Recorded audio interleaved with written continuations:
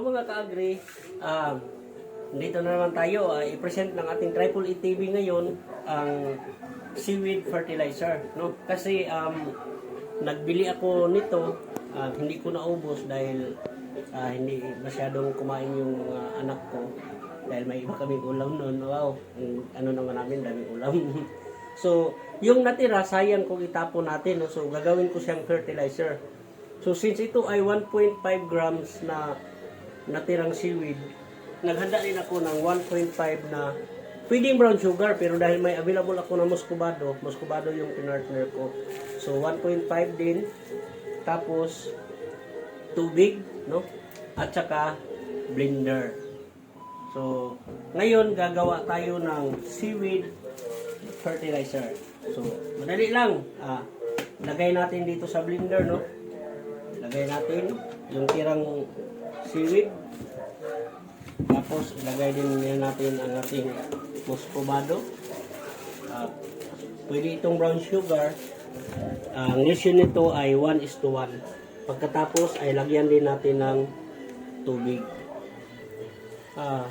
Itong lagayan na ito ay ito din ang ating lalagyan mamaya, no? Pag nakuha na natin yung ating ginawang fertilizer. So yan, i-blend natin siya.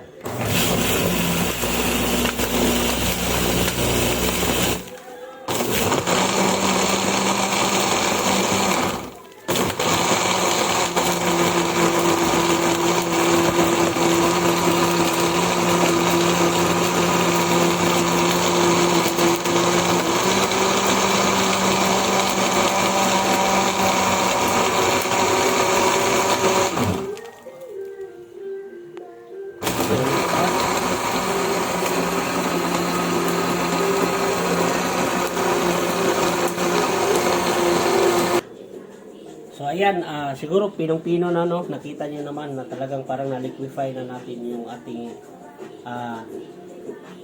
guso. Guso sa Bisaya. Ano kaya sa Tagalog yun? Basta seaweed siya. Kukuha tayo ngayon ng pangsala at saka imbudo. So kuha tayo. Tapos yung nilagyan natin ng tubig kanina, ayan lang din yung gagamitin natin para lagyan dito. So, sala natin para hindi magbara sa ating mga sprayer.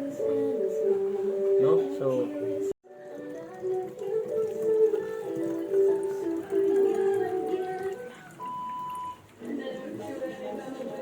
ayan, parang napansin ko, parang mayroon pang hindi masyadong na-blend, so blender natin to ulit para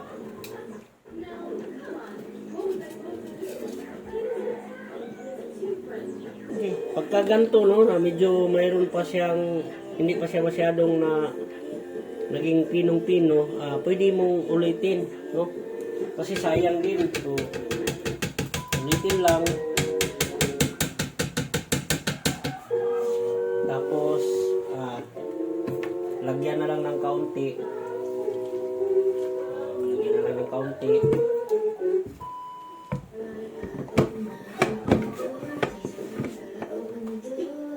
Lagyan na ng kaunti.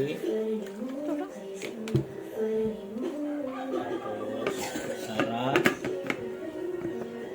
Blend.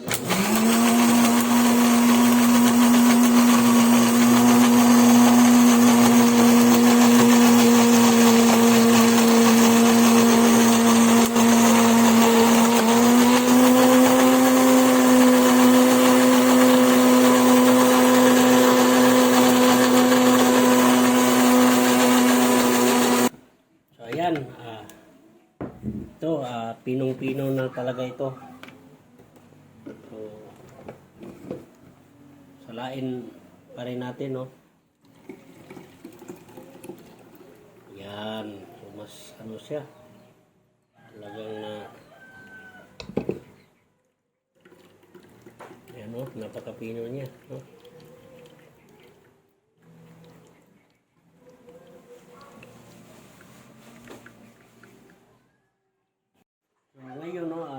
siya sa bote.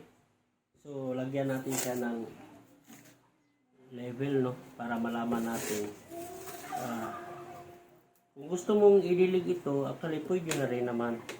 Pero mas maganda kung i-ferment muna natin siya ng 1 week. Kaya, lagyan natin ng palatandaan. So, ngayon, gumawa tayo March 16, 24. So, pwede siyang gamitin sa plus 7, 23, sa March 23. Pwede na siyang gamitin. So, lagay lang natin sa may lilim na lugar. No? Huwag natin siyang ilagay sa lugar na mayroong direct sunlight. So, pwede doon sa ating... So, ilagay natin to doon sa may ilalim ng ating mga banggera, no? O kaya kung saang parte ng bahay nyo na may lilim siya, hindi natatamaan ng direct sunlight. At saka, huwag nyo kalimutan, no?